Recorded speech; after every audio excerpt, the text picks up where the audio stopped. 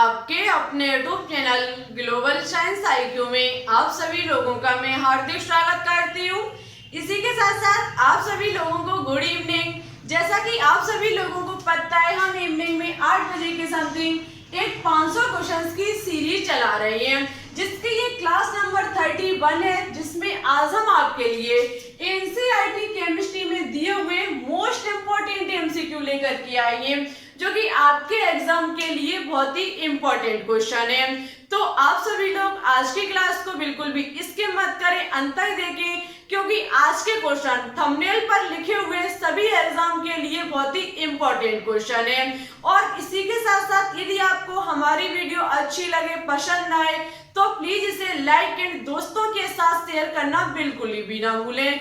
और यदि आप हमारे चैनल पर न्यू हो तो प्लीज इसे सब्सक्राइब करके ऑल पर क्लिक कर लें। इससे होगा क्या, हम जब भी कोई वीडियो अपलोड करेंगे तुरंत आपके पास हमारी वीडियो का नोटिफिकेशन पहुंच जाएगा और आपको वीडियो का इंतजार नहीं करना पड़ेगा।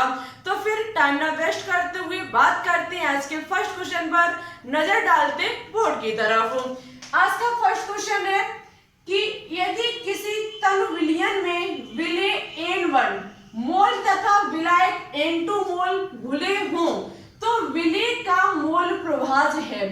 एक कोई तनु विलयन है जिसमें जो विलेय मोल है वो N1 है, जबकि विलायक मोल जो है वो हमारा N2 है। तो इसमें विलेय का मोल प्रभाज पूछा गया है। और आपको मोल प्रभाज बराबर आपको पता है कि यदि हमें किसी विलेय या फिर विलायक का मोल प्रभाज ज्ञात करना है तो सबसे पहले मुझे क्या करना पड़ता है। यदि मुझे विलेय का पूछा गया है तो सबसे पहले हम विलेय के मोलों की संख्या को लिखेंगे और बटे में हम लिखेंगे विलेय प्लस विलायक के मोलों की संख्या। तो हमें विलेय के मोलों की संख्या N1 और विलायक की N2 दी गई है, जबकि विलेय का मोल प्रभाज हमें पूछा गया है। तो विलेय का पूछा गया है तो हम सबसे पहले विलेय के मोलों की संख्या रखेंगे N1, उसके बाद विलेय प्लस विलायक के मोलों की संख्या। विलेय का जो विलेय के मोलों की संख्या है वो N1 है, जबकि विलायक के मोलों की संख्या N2 है। ठीक है, तो ये हमारा निकल के आएगा इसका आंसर, जो कि ऑप्शन नंबर ए में लिखा हुआ है N1 बटे N1 प्लस की N2। ये निकल के आएगा विलेय का मोल प्रभाज, जो कि जिसमें मोल प्रभाज जो विलेय का है, जो विलेय के मोलों की संख्या है वो N1 है, जबकि विलायक के मोलों की संख्या N2 है। ठीक है, नेक्स्ट क्वेश्चन को देखते हैं। नेक्स्ट क्वेश्चन है कि प्रगलन इसमें किया जाता है। जो प्रगलन विधि है वो किस में की जाती है, खुले तल की भट्टी में, मफल भट्टी में, वात्या भट्टी में, या फिर विद्युत भट्टी में। तो याद रखना, जो प्रगलन की क्रिया है वो वात्या भट्टी में की जाती है। इंपॉर्टेंट क्वेश्चन है, जो प्रगलन है वो वात्या भट्टी में किया जाता है। ठीक है, नेक्स्ट क्वेश्चन है, देखो ये बहुत ही इंपॉर्टेंट क्वेश्चन है। हेबर विधि द्वारा अमोनिया के निर्माण में प्रयुक्त अवस्थाएं हैं। हेबर विधि द्वारा अमोनिया के निर्माण में प्रयुक्त अवस्थाएं हैं। अधिक दाब व कम ताप, अधिक दाब व अधिक ताप, कम दाब व कम ताप, कम दाब व अधिक ताप। तो पूछा जाए हेबर विधि द्वारा अमोनिया के निर्माण में प्रयुक्त अवस्थाएं, तो याद रखना अधिक दाब व कम ताप से हेबर विधि द्वारा अमोनिया का निर्माण किया जाता है। आपको पता है हेबर विधि के द्वारा जब अमोनिया का निर्माण किया जाता है, ये होता क्या है कि जब नाइट्रोजन की क्रिया हाइड्रोजन गैस के साथ कराई जाती है, और इस बात का विशेष ध्यान रखना, यह एक उत्क्रमणीय अभिक्रिया होती है। उत्क्रमणीय अभिक्रिया क्या होती है, तो जिसे हम अपकारक से उत्पाद और पुनः उत्पाद से अपकारक में बदल सकें, ऐसी अभिक्रिया को उत्क्रमणीय अभिक्रिया कहा जाता है। तो याद रखना, हेबर विधि से जब अमोनिया का निर्माण किया जाता है नाइट्रोजन और हाइड्रोजन गैस से, तब ये क्रिया जो होती है वो उत्क्रमणीय होती है।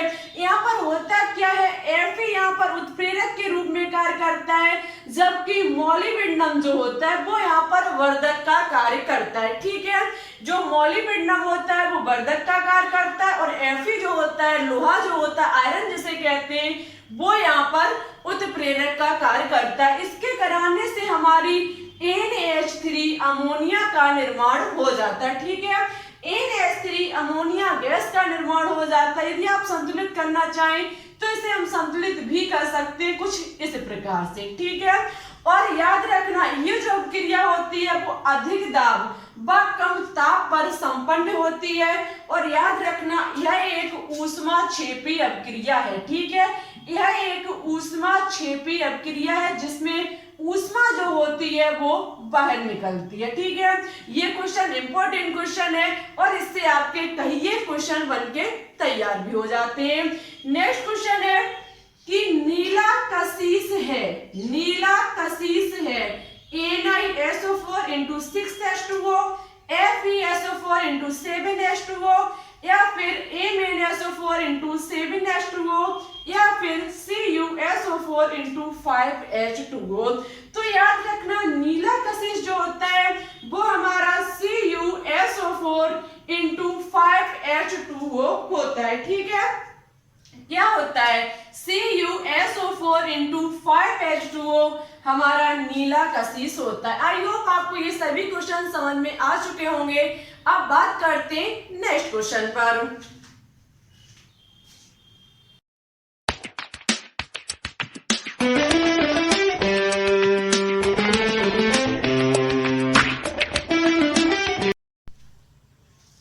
बात करते हैं आगे क्वेश्चन पर। नेक्स्ट क्वेश्चन है कि समूह 5 के तत्व कहलाते हैं, समूह 5 के तत्व कहलाते हैं हैलोजन, निकोजन, नॉर्मल तत्व या फिर इनमें से कोई नहीं। तो देखो निकोजन कहलाते हैं, हैलोजन कहलाते हैं, नॉर्मल तत्व कहलाते हैं या फिर इनमें से कोई नहीं। तो आपको इसका आंसर हमारे कमेंट बॉक्स में देना होगा। साथ ही साथ आपको ये भी बताना होगा कि समूह 5 में किन किन एलिमेंट को रखा गया है, ठीक है। इसका भी आंसर आपको हमारे कमेंट बॉक्स में देना होगा। आपको समूह 5 के बारे में जितनी भी जानकारी हो आप उसको ज्यादा से ज्यादा देने की कोशिश करें आज कमेंट बॉक्स में, ठीक है।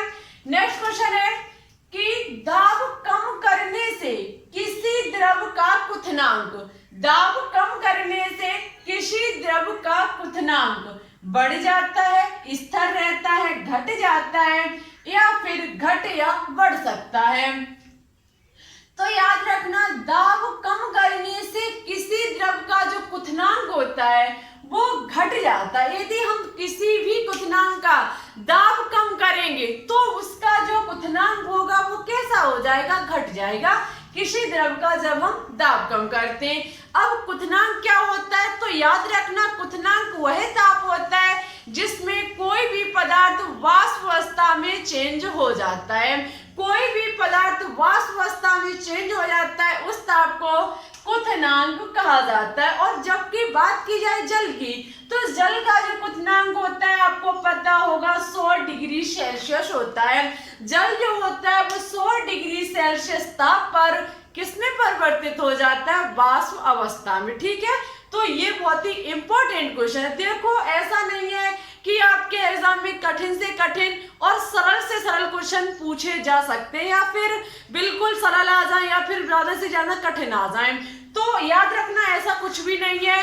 एग्जाम में कठिन और सरल दोनों प्रकार के क्वेश्चन पूछे जाते हैं। तो अब आप जब कठिन को पढ़ते रहोगे, जैसे कि आपका कहना है कि ज्यादा सरल क्वेश्चन कराते हो, तो देखो सरल या फिर कठिन दोनों प्रकार के क्वेश्चन एग्जाम में पूछे जाते हैं और हमारी कोशिश यही रहती है कि आपको सरल से सरल और कठिन से कठिन कंटेंट दिया जाए, ठीक है। हम कोशिश यही हमेशा करते हैं कि आपको ऐसा पढ़ाया जाए कि आपके एग्जाम में लगभग इनसे सभी क्वेश्चंस फंस जाएं आकर के। तो सबसे अच्छी बात तो ये कि जितना आप तैयारी करोगे आपके ऊपर ये डिपेंड करता है कि जितनी अधिक आप तैयारी करोगे आपका रिजल्ट उतना ही बेहतरीन आएगा, ठीक है।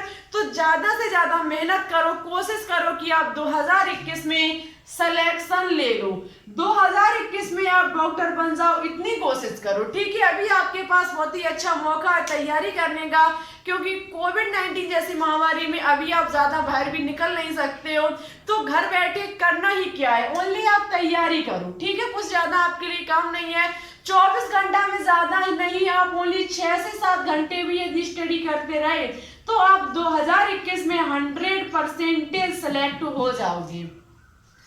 और साथ ही साथ वीडियो को देखने के साथ साथ आप हमेशा बुक से भी स्टडी करें, ठीक है। इस बात का आप विशेष ध्यान रखें।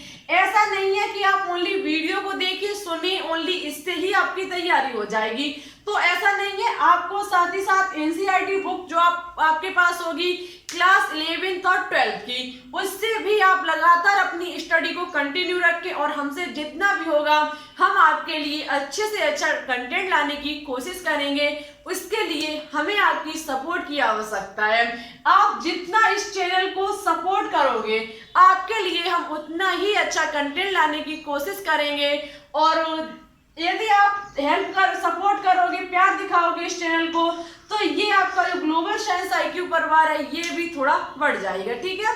तो थोड़ा सपोर्ट कीजिए और आपके सपोर्ट से ही हमें मोटिवेशन बढ़ता है। और आप सभी लोग सपोर्ट भी करते हो, ऐसी बात नहीं है, लेकिन थोड़ा और सपोर्ट कीजिए, ठीक है।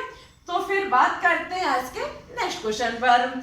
नेक्स्ट क्वेश्चन है कि सूची 1 व सूची 2 से सम्मिलित कीजिए। आपको एक तरफ सूची 1 दी गई है, दूसरी तरफ आपको सूची 2 दी गई है। आपको क्या करना है, मिलान करना है। एक तरफ नीला तोता लिखा हुआ है, एप्सम सॉल्ट लिखा हुआ है, बेकिंग सोडा लिखा हुआ है और कास्टिक सोडा लिखा हुआ है, जबकि सूची 2 में सोडियम बाइकार्बोनेट लिखा हुआ है, सोडियम हाइड्रोक्साइड लिखा हुआ है, मैग्नीशियम सल्फेट लिखा हुआ है और कॉपर सल्फेट लिखा हुआ है। आपको मिलान करना है। आपको पता है नीला तोता जो होता है वो हमारा कॉपर सल्फेट होता है, कॉपर सल्फेट नीला तोता। एप्सम सॉल्ट जो कहा जाता है वो मैग्नीशियम सल्फेट को कहा जाता है। बेकिंग सोडा, बहुत ही important question, sodium bicarbonate. Baking soda जो होता है सोडियम बाइकार्बोनेट, जबकि कास्टिक सोडा सोडियम हाइड्रोक्साइड। आज ही कॉपी में नोट डाउन करना, ऐसे क्वेश्चन कहिए का आपके एग्जाम में पूछे जाते हैं, जैसे कि सूची 1 व सूची 2 का मिलान कीजिए, नीचे दिए गए कूट का उत्तर बताइए कि कौन सा निम्न में से सही होगा। तो नीला तोता कॉपर सल्फेट को कहा जाता है, एप्सम सॉल्ट मैग्नीशियम सल्फेट को, बेकिंग सोडा सोडियम बाइकार्बोनेट को, कास्टिक सोडा सोडियम हाइड्रोक्साइड को, ठीक है। इसका कूट बनके तैयार होगा 4,3,1,2, ठीक है। ये इसका कूट बनके तैयार हो जाएगा। ये कूट जिस ऑप्शन, ऐसा नहीं है कि यही कूट आगे पीछे भी आपको एग्जाम में दिया जा सकता है, क्योंकि हम सेम क्वेश्चन तो यहाँ पर उतार नहीं सकते। एग्जाम में हमेशा क्वेश्चन घुमा के पूछे जाते हैं और घुमे हुए क्वेश्चन को आप तभी सॉल्व कर पाएंगे जब आपके सभी टॉपिक पढ़े हुए होंगे। जितनी अधिक आप पर टॉपिक की तैयारी हो सके, जितना अधिक कंटेंट टॉपिक का आप पढ़ सके, उतनी अधिक आपकी तैयारी और भी बेहतरीन होगी। हमेशा कोशिश किया करो कि एक बार टॉपिक जरूर पढ़ें, टॉपिक के बाद ही उसके एमसीक्यू को लगाएं, क्योंकि एमसीक्यू का मतलब एक प्रकार का आपका मॉक टेस्ट है, प्रैक्टिस सेट होता है वो, और जबकि आपको क्लियर कहां से करना पड़ता है, टॉपिक से, ठीक है। तो कोशिश किया करो कि हमेशा टॉपिक को ही आप पढ़ें। और एक बात और आप सभी लोगों से कहनी है कि अब हम नेक्स्ट क्लास जो दोपहर में पढ़ाते हैं वो 2 दिन से वीडियो नहीं अपलोड हो पा रही है, लेकिन याद रखना अब हम आपके लिए जो कल वीडियो, नेक्स्ट वीडियो आएगी वो होगी संकरण की। संकरण टॉपिक जो कि केमिकल बॉन्डिंग चैप्टर के अंतर्गत आता है। आज ही से नोट डाउन, आज ही दिमाग में रख लेना कि सबसे इंपॉर्टेंट टॉपिक है। इससे इस प्रकार के क्वेश्चन पूछे जाते हैं कि शायद आपने कभी विचार भी ना किया होगा, लेकिन इससे संकरण से बनने वाले जितने भी एमसीक्यू होंगे हम आपके लिए सभी लेकर के आएंगे। तो इस टॉपिक को कल पढ़ना बिल्कुल भी ना भूलें, ठीक है। दोपहर में 1 बजे की समथिंग आपको ये वीडियो मिल जाएगी। तो फिर ठीक है, बात करते हैं आगे क्वेश्चन पर। बात करते हैं नेक्स्ट क्वेश्चन पर। नेक्स्ट क्वेश्चन है कि सिगरेट लाइटर में कौन सी गैस प्रयुक्त होती है। सिगरेट लाइटर में कौन सी गैस प्रयुक्त होती है, ब्यूटेन, मेथेन, प्रोपेन या फिर रेडोन।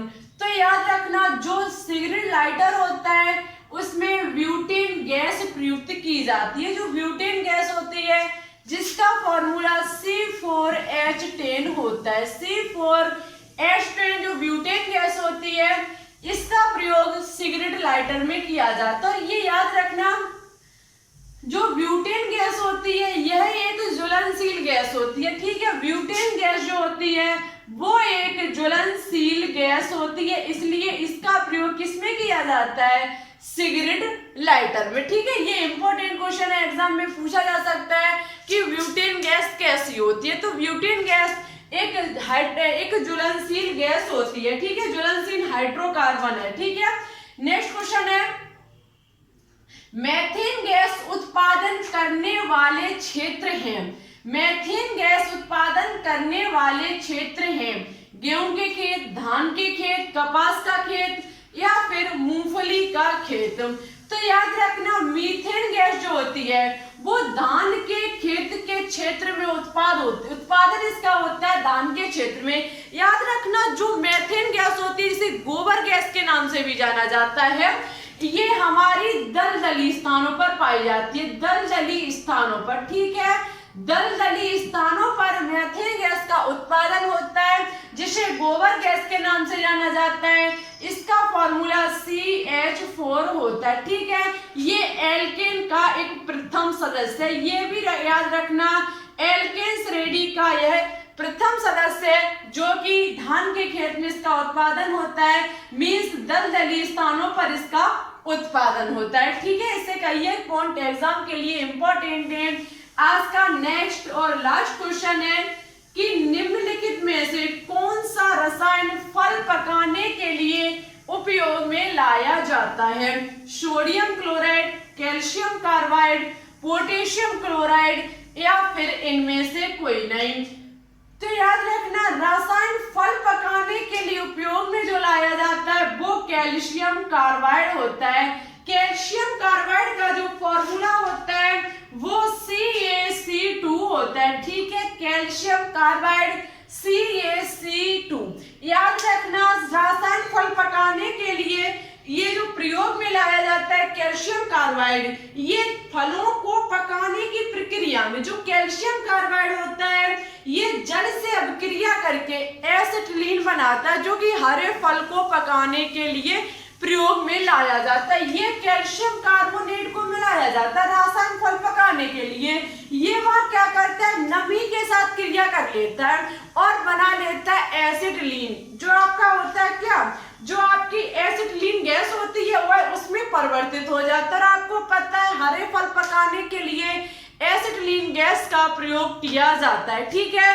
तो सबसे पहले कैल्शियम कार्बाइड मिलाया जाता है जो कि नमी के साथ क्रिया कर लेता है और एसिटिलीन गैस बना लेता है जो कि रासायनिक फलों को पकाने के लिए उपयोग में लाया जाता है, ठीक है।